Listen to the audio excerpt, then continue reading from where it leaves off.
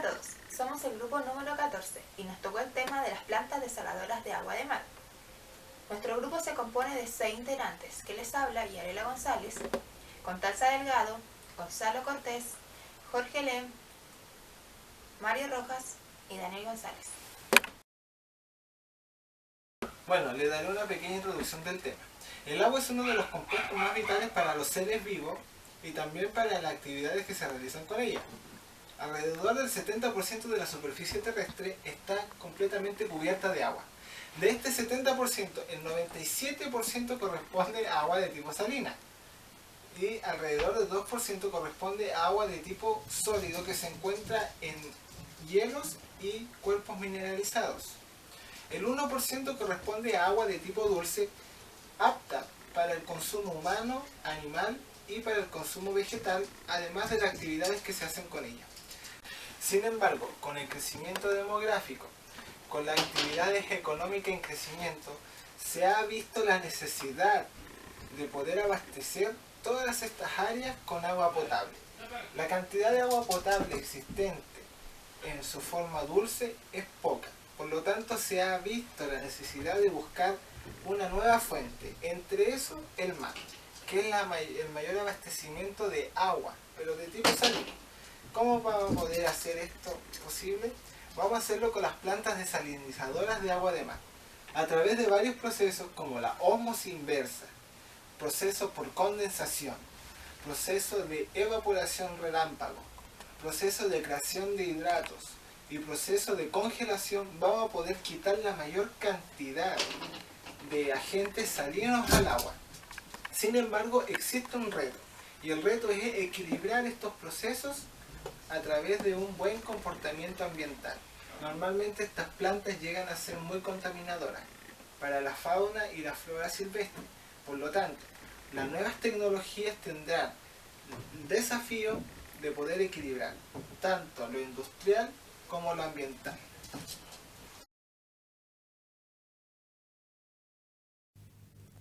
¿Qué es la desalinización? Como su propio nombre lo indica.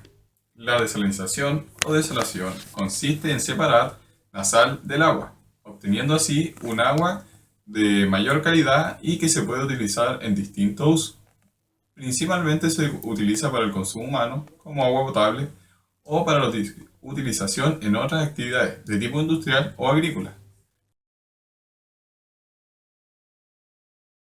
¿Qué es una planta desalinizadora? Estas plantas por lo general son instalaciones industriales en las regiones desérticas diseñadas para procesar agua de mar mediante la eliminación de sal y otros minerales de la misma. Se utilizan diferentes métodos para hacer esto, como lo son, por ejemplo, la osmosis inversa, destilación, por congelación, evaporación relámpago o instantánea y finalmente por la formación de hidratos. ¿Qué es la osmosis? La osmosis es un fenómeno natural por el cual dos soluciones con distintas concentraciones de sales, separadas por una membrana semipermeable, tienden a igualar sus concentraciones, desde la solución más diluida a la más concentrada, hasta alcanzar el equilibrio. Este proceso causa una diferencia de presión llamada presión osmótica. ¿Qué es la osmosis inversa? Aplicando al agua salada una presión superior a la presión osmótica y colocando la membrana que la que separa del agua dulce, se puede invertir el proceso natural. La membrana semipermeable actúa como un filtro dejando pasar el agua a la vez que retiene las sales disueltas. El proceso consiste en lo siguiente. Primero, la captación del agua se suele realizar mediante pozos en el caso de que la permeabilidad del terreno lo permita. En caso contrario, se recurre a una captación de agua de mar mediante tuberías situadas en el lecho marino. Luego, para retener del agua de mar, las partículas coloidales menores a 0,1 micras de grosor se agrupan con aditivos coagulantes, como el cloruro férrico, para crear partículas mayores y poder ser retenidas en los filtros. Después de eso, la dosificación de reactivos, que consiste en desinfectar el agua de la materia microbiológica y que no generen colonias que puedan obstruir las membranas, se utilizan aditivos químicos, como el hipoclorito sódico. Realizado el proceso anterior, el agua pasa por una tubería de filtros que retienen la mayor parte de las partículas en suspensión. La boquilla filtrante de 0,5 milímetros de paso crea un falso fondo, dejando pasar el agua pero no la arena. Luego, el agua pasa por filtros de cartucho. Estos garantizan que no lleguen partículas a las membranas. Su filtro tiene una capacidad de retención igual o mayor a 5 micras. Ahora, una micra es igual a la millonésima parte de un metro, que es igual a la milésima parte de un milímetro. En el siguiente proceso, el agua, una vez acondicionada, es impulsada a los bastidores de las membranas mediante bombas de alta presión que proporcionan la presión necesaria para invertir el proceso de la osmosis natural. A través de una membrana de polímeros se produce la osmosis inversa. El agua pasa de un lado de la membrana y la salmuera, el agua de mar concentrada en sales, sale por el otro. Luego, la salmuera que sale de los bastidores a una presión próxima a la de la entrada del agua de mar al bastidor contiene una energía que es reutilizada en las turbinas de recuperación. Una vez reutilizada la salmuera, se envía mediante tubería al depósito de rechazo y más tarde será devuelta de nuevo al mar, mediante sistemas de difusión que la diluyen en el agua.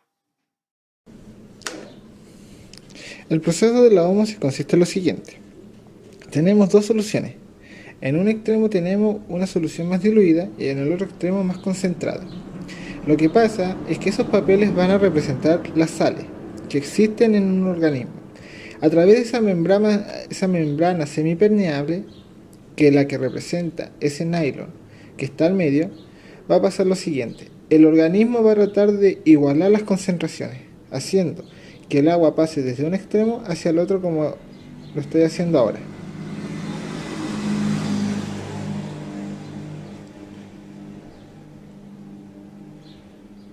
Vemos que el agua está en el otro extremo ahora. La ósmosis inversa trata de hacer lo contrario. Lo que pretende la ósmosis inversa es lo siguiente: tratar de sacar esa agua que está contaminada con varias sales hacia el otro lado y tener una agua más purificada. Esa presión que se ejerce se llama presión osmótica inversa y es ligeramente mayor a la presión que se ejerce de la presión osmótica normal. Por lo tanto, quedará en el otro extremo las sales concentradas más un poco de agua, que significa que es la salmuera, y en el otro extremo quedará agua mucho más diluida. Lo podemos notar de nuevo. Ese proceso que estoy haciendo ahora se llama ósmosis, o sea, el agua pasa hacia el otro lado y trata de igualar las concentraciones.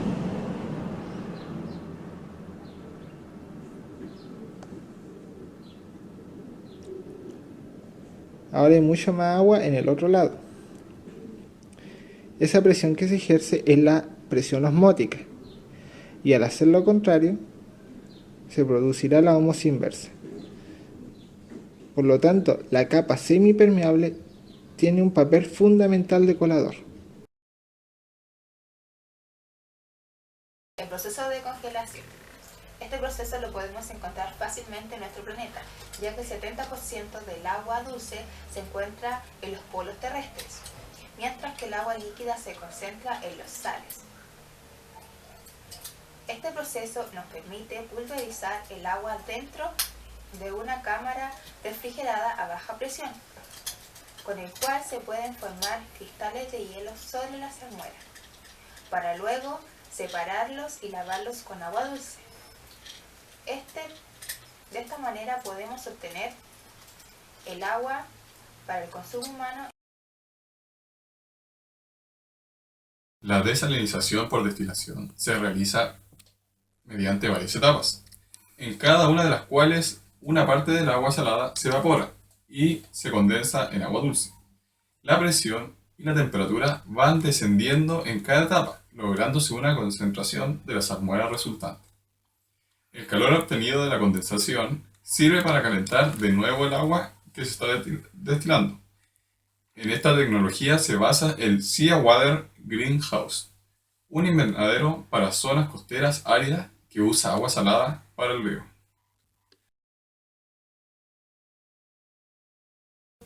En el proceso de desalinización por evaporación relámpago, el agua es introducida en forma de gotas finas en una cámara a presión baja, por debajo de esta presión de saturación. Parte de estas gotas se convierten inmediatamente en el vapor, que son posteriormente condensadas y obteniendo agua desalada, agua para tomar. El agua residual se introduce en otras cámaras a presiones más bajas que la primera y mediante el mismo proceso de calentamiento, pulverización y evaporación relámpago, se obtiene un agua desalada. Este proceso se repetirá las veces que sea necesario hasta que alcance unos índices, unos valores de desalinización deseados. Porque quizá el primer proceso no desale el agua completamente para que sea consumida por nosotros. Dentro de estas ventajas que produce la desalinización por evaporación relámpago, es que produce un agua más dulce. Debido a sus numerosas etapas se logra un producto más puro y viable. El agua obtenida es de buena calidad y no es necesario tratarla como ocurre en el proceso de osmosis inversa. Y las plantas desalinizadoras nos benefician ecológicamente, ya que no es necesario construir grandes represas para almacenar esta agua. Se puede distribuir inmediatamente. Acá vamos a mostrar la desalinización por evaporación. Vamos a usar unos materiales. Vamos a usar agua y en él diluimos jugo. Vamos a usar una olla, un pote de porcelana para proceder a hacer el experimento. Primero colocamos la olla arriba del fuego. Luego colocamos el pedazo de porcelana, el pote de porcelana, adentro de la olla. Echar el jugo afuera del pote de porcelana.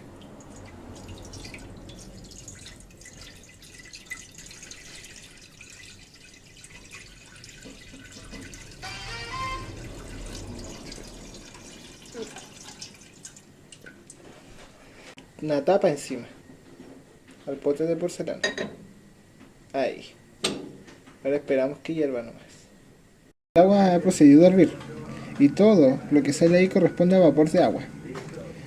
No se alcanza a notar, pero en la olla se está condensando el agua evaporada sobre su superficie. Procedemos a sacar la olla del fuego.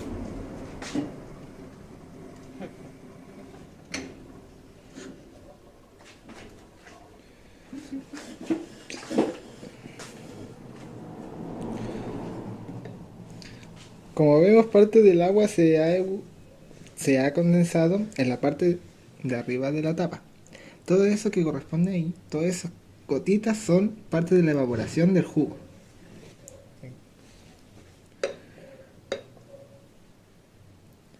Ahora al ver hacia adentro, vemos procederemos a sacar el pote y echarlo en el vaso, el líquido.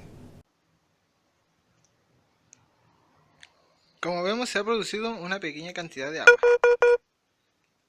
Muy diminuta, pero se ha producido. Proceso por creación de hidrato. El proceso por creación de hidrato consiste en agregarle al agua salada una serie de sales anhídridas, que son sales capaces de captar agua con mucha facilidad. Estas sales son muy microscópicas y higroscópicas, por lo que permite captar una mayor cantidad de agua. Por ejemplo, el sulfato de cobre es una sal anhídrica. A esta sal anhídrica se le pone temperatura o se le hace un aumento de la temperatura. Esto produce que las moléculas que tiene al interior, que son de agua, sean liberadas. Por ejemplo, el sulfato de cobre puede captar hasta un máximo de 5 moléculas de agua. Cuando se le adhiere calor, libera 4 moléculas de agua y posteriormente libera la última. Este es uno de los sistemas menos utilizados en el mundo para desalinizar la sal, pero sin embargo es uno de los más aconsejables, ya que la sal anhídrica a veces son reutilizables.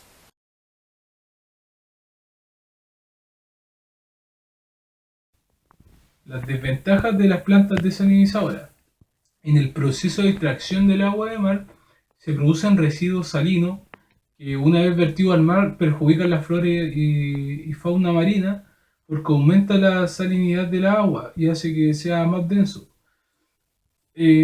Las complejas instalaciones de osmosis inversa, estas requieren una gran cantidad de energía eléctrica, que los insumos aumentarían, ya que sería los insumos de la población más los insumos que necesita esta planta para que así funcione.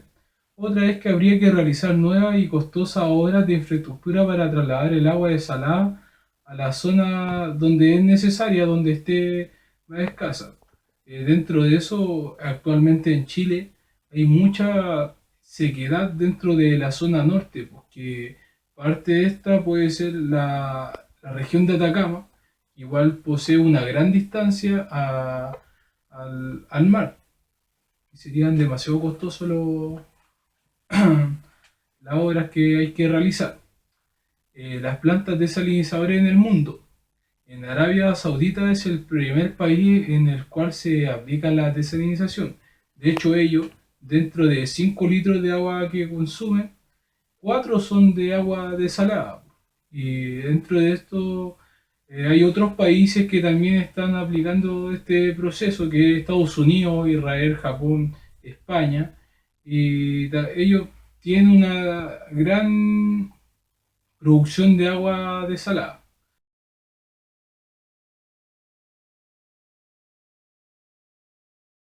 Al momento de llevar a cabo una planta desaladora y sus procesos se tiene en cuenta el impacto ambiental de esta. En los procesos como por ejemplo por destilación o osmosis inversa, el impacto que se tienen estos procesos en el medio ambiente marino es parecido y resulta principalmente el vaciado de las aguas residuales. Aunque también existe cierto impacto derivado del proceso de la obtención de las aguas. Las aguas, al ser tratadas por estos procesos, tienen un mayor contenido en sales que las aguas recolectadas. Estos tratamientos presentan diferencias de temperatura, pH, alcalinidad y contienen ciertas sustancias químicas utilizadas durante el proceso de depuración, que pueden afectar a todo aquello organismo que se encuentra cerca de las obras de descarga. El efecto que produce tener los cambios de salinidad y temperatura es sobre las rutas de migración de los peces a lo largo de la costa. Algunas especies pueden ser muy sensibles a estos efectos que podrían tratar de evitar el área de influencia de descarga y alejarse de la costa, incrementando considerablemente su exposición a los depredadores. Otro riesgo es que las salmueras se depositen en el fondo del mar y afecte a la flora y a la fauna marina. Si por alguna razón la descarga contuviera material pesado, estos se pueden depositar en las capas superficiales del fondo del mar y afectar los huevos de los peces, el plancton y las larvas de diversas especies. Si la descarga lleva material fino en suspensión, que por su tamaño permanece en estas mismas condiciones en el mar, podría interferir el paso de la luz solar y disminuir la productividad marina. También existen impactos ambientales en las construcciones de estas. Los impactos que se producen al construir una nueva obra suelen ser la emisión de humos, polvos y ruidos, lo que afecta a la playa y ecología marina, incluyendo aves, mamíferos y flora. Las medidas de mitigación, reparación y compensación para reducir el impacto ambiental que producen estas plantas pueden ser las siguientes: plan de rescate y relocalización de la flora,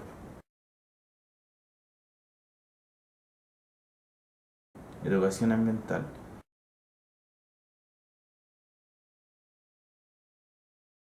barreras modulares localizadas para evitar perturbación de la fauna,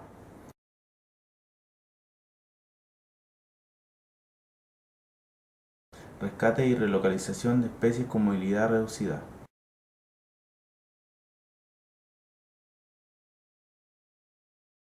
plan de restricción de manipulación de animales silvestres.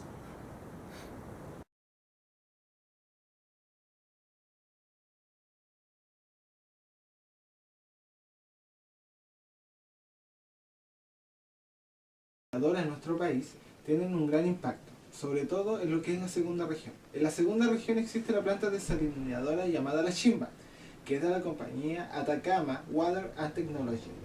Esta planta proporciona a su población el 60% del agua potable, lo que corresponde a uno de los porcentajes más grandes.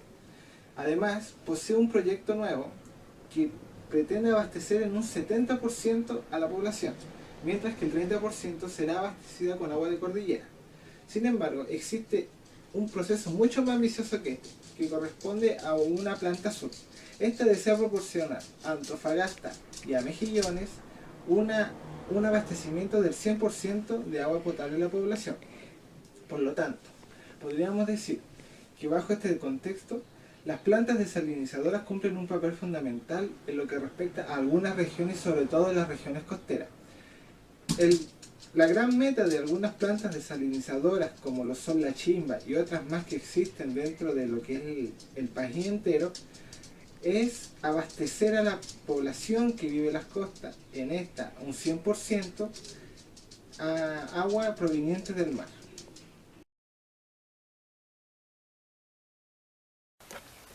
Las mineras son las que más invierten en las plantas desaladoras. Por ejemplo, la tercera región son 3 mineras las que han invertido, como por ejemplo Candelaria, CAP y Anglo American. Candelaria solo abastece a su minera. CAP abastece a su minera y a la población de Caldera, entregándole agua para su consumo. Anglo American abastece a su minera en Manto Verde, produciendo 120 litros de agua por segundo para sus procesos industriales. Gráfico y las actividades económicas subyacentes que tienen con relación al gasto de agua tienen que ser abastecidas de alguna forma. Como vimos en este video, las plantas desalinizadoras son la respuesta. Al momento de buscar agua de mar para poder abastecer a la mayoría de la población, más las actividades que se producen con estas, vamos a poder tener un mejor abastecimiento del agua y un mejor recurso. Las actividades de las desalinizadoras son a través de los métodos que vimos, como la condensación, congelación, destilación, evaporación, formación de hidrato y por la más importante, que es la ósmosis inversa. Al momento de hacer estos procesos posibles en las diferentes plantas, vamos a poder tener una mayor capacidad para generar agua de recursos en donde no son aceptables a estándares salinos. Entonces, el proceso de desalinización es uno de los procesos más importantes que va a tener nuestro país, y mucho más en los países del mundo, ya que el agua potable es un recurso hídrico que no está al alcance de todos. Y al ver plantas desalinizadoras vamos a poder optar por una nueva vida, además por un nuevo crecimiento demográfico y mucho mejor por un crecimiento económico, que es lo que aspira a la sociedad. La desalinización es uno de los procesos que más va a influir en las actividades económicas. Por lo tanto, al investigar más de esta y a poder reducir su impacto ambiental en el planeta, vamos a poder optar a una nueva calidad de vida y además a una utilización de nuestros recursos. Y compañeras y profesoras, muchas gracias por ver el video de las plantas desalinizadoras de agua de mar.